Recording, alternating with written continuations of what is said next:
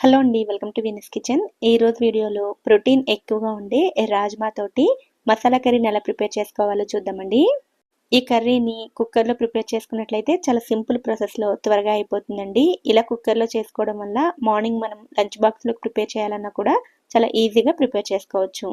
వీడియోని ఎక్కడ స్కిప్ చేయకుండా చివరి వరకు చూసి ఈ హెల్దీ టేస్టీ మసాలా కర్రీని మీరు కూడా తప్పకుండా ట్రై చేయండి. ఇంకా లేట్ చేయకుండా కర్రీ ప్రాసెస్ చూసేద్దాము.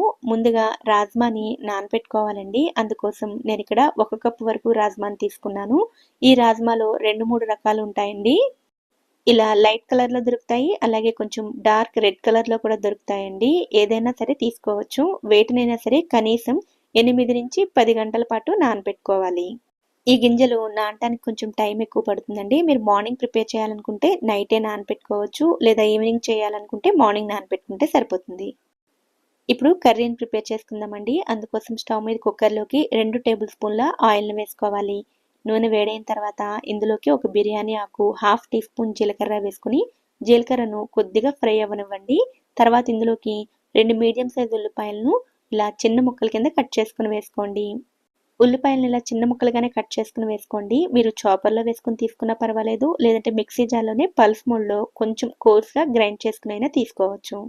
ఈ ఉల్లిపాయలు సాఫ్ట్గా అయ్యేంత వరకు ఫ్రై చేసుకోవాలి. ఇవి ఫ్రై అయ్యేలోపు మిక్సీ జార్లోకి 2 ఇంచులు దాల్చిన చెక్క, 4 లవంగాలు, 3 యాలకులను వేసుకుని ముందు వీటిని ఒక్కసారి గ్రైండ్ చేసుకోండి. ఈ దినుసుల్ని డైరెక్ట్గా కర్రీలో వేసామనుకోండి, తినేటప్పుడు తీసి పక్కకు పెట్టేస్తారు కదా, అలా కాకుండా ఇలా కొద్దిగా గ్రైండ్ చేసుకుంటే కర్రీలో కలిసిపోతుంది.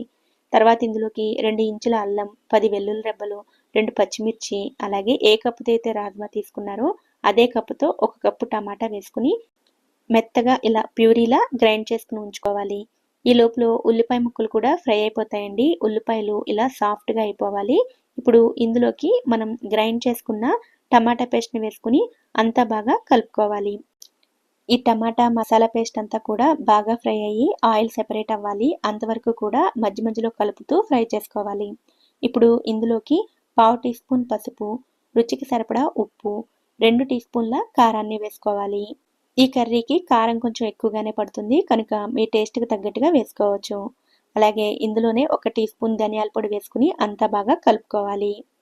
ఆల్రెడీ మనం మసాలా దినుసుల్ని గ్రైండ్ చేసి వేసుకున్నాం కాబట్టి నేను ఇంకా ఎక్స్ట్రాగా గరం మసాలా వేయట్లేదండి. మీరు మసాలా ఫ్లేవర్ ఎక్కువగా ఇష్టపడేవారైతే ఒక 1/2 టీ స్పూన్ గరం మసాలాని కూడా వేసుకోవచ్చు. గ్రేవీ అంతా బాగా ఫ్రై అయ్యి నూనె సెపరేట్ అవుతున్నప్పుడు ఇందులోకి నానబెట్టిన రాజ్మాల నుండి వాటర్ని తీసేసుకుని రాజ్మాని మాత్రం వేసుకుని అంతా బాగా కలుపుకున్న తర్వాత మూత పెట్టుకుని ఒక 2-3 నిమిషాల పాటు కుక్ చేసుకోవాలి. విజిల్ని పెట్టకుండా కేవలం మూతను మాత్రమే పెట్టుకుని ఒక 2-3 నిమిషాల పాటు కుక్ చేసుకున్నట్లయితే ఈ మసాలా ఫ్లేవర్స్ అన్నీ కూడా రాజ్మాకి బాగా పట్టుకుంటాయి. నూనె ఇలా సైడ్స్కి వస్తున్నప్పుడు అంతా ఒక్కసారి బాగా కలుపుకుని ఏ కప్పుతో అయితే రాజ్మాని తీసుకున్నామో అదే కప్పుతో 2.5 కప్పుల వరకు నీళ్లను వేసుకోవాలి. ఈ క్వాంటిటీలో వాటర్ని తీసుకున్నట్లయితే గ్రేవీ కన్సిస్టెన్సీకి కూడా కరెక్ట్గా సరిపోతాయి. నీళ్లు వేసుకున్న తర్వాత టేస్ట్ని బ్యాలెన్స్ చేయడం కోసం ఒక 1/2 టీ స్పూన్ పంచదారని కానీ లేదా చిన్న బెల్లం ముక్కని కానీ వేసుకుని అంతా బాగా కలుపుకోండి.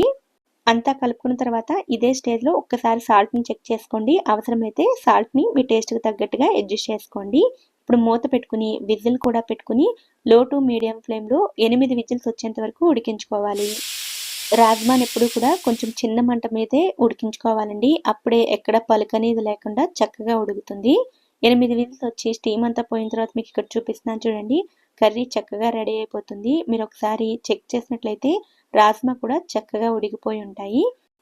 రాజ్మాని 8-10 గంటల పాటు నానబెట్టుకుని చిన్న మంట మీద 8 విజిల్స్ వచ్చేంత వరకు ఉడికించుకున్నాం అనుకోండి, ఎక్కడ పలుకనేది లేకుండా ఇలా చక్కగా ఉడికిపోతుంది.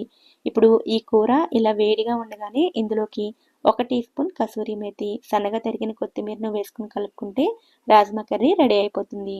ఈ రాజ్మాలో కేవలం ప్రోటీన్ మాత్రమే కాదండి, ఫైబర్, కాల్షియం, మెగ్నీషియం కూడా పుష్కలంగా ఉంటాయి. ఇలాంటి పోషకాలతో నిండిన కూరలు తీసుకోవడం ఆరోగ్యానికి చాలా మంచిది. ఇలా ప్రిపేర్ చేసిన ఈ కర్రీని ప్లెయిన్ రైస్లోకి మాత్రమే కాకుండా రైస్ రెసిపీస్లోకి తీసుకోవచ్చు. పుల్కా, రోటీ, చపాతీ ఇలా దేంట్లోకైనా సరే కాంబినేషన్ కింద తీసుకోవచ్చు. టేస్ట్ అయితే చాలా చాలా బాగుంటుందండి. ఈ టేస్టీ హెల్దీ కర్రీ రెసిపీని మీరు కూడా తప్పకుండా ట్రై చేయండి. ఈ వీడియో కనుక మీకు నచ్చినట్లయితే వీడియోని లైక్ చేసి ఛానల్ని కూడా సబ్స్క్రైబ్ చేసుకోండి. నోటిఫికేషన్స్ మిస్ అవ్వకుండా ఉండడం కోసం పక్కనే ఉండే బెల్ ఐకాన్ని కూడా యాక్టివేట్ చేసుకోండి. Thank you so much for watching.